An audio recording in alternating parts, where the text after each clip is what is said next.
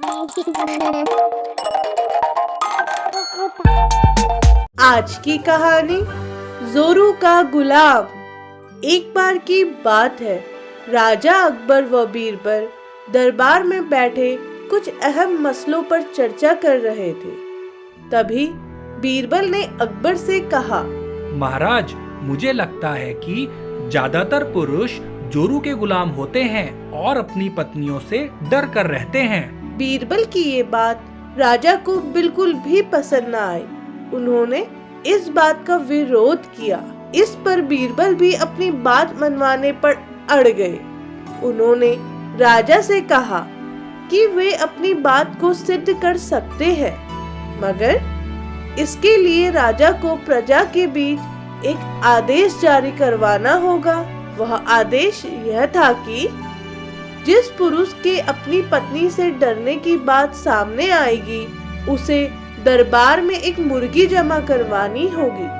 राजा बीरबल की इस बात पर तैयार हो गए।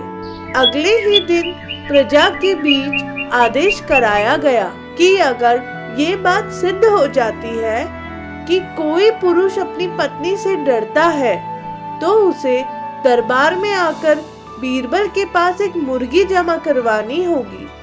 फिर क्या था, देखते ही देखते बीरबल के पास ढेरों मुर्गियां इकट्ठा हो गई और सैकड़ों मुर्गियां महल के बगीचे में घूमने लगी।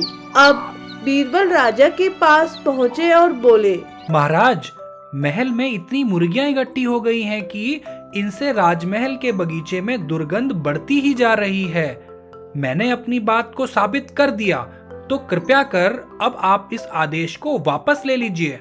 मगर महाराज ने इस बात को गंभीरता से नहीं लिया और महल में मुर्गियों की संख्या धीरे धीरे और भी ज्यादा बढ़ने लगी। इतनी मुर्गियां महल में जमा हो जाने के बाद भी जब राजा अकबर बीरबल की बात से सहमत नहीं हुए, तो बीरबल ने अपनी बात सिद्ध करने के लिए एक नया उपाय निकाला।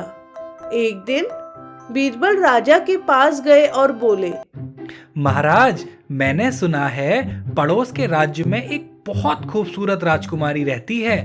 अगर आप आज्ञा दें तो क्या मैं आपके लिए वहाँ रिश्ता पक्का करवा कर आ जाऊं? ये सुनते ही राजा चौंक उठे और बोले, बीरबल, तुम ये कैसी बातें कर रहे हो? महल में पहले से ही 2 महारानियां मौजूद हैं। अगर उन्हें इस बात की भनक भी लग गई तो मेरी खैर नहीं होगी। ये सुनकर बीरबल ने तपाक से जवाब दिया, चलिए महाराज, फिर तो आप भी मेरे पास 2 मुर्गियां जमा करवा ही दीजिए। राजा बीरबल का ऐसा जवाब सुनकर शर्मा गए और उन्होंने अपना आदेश उसी वक्त वापस ले लिया।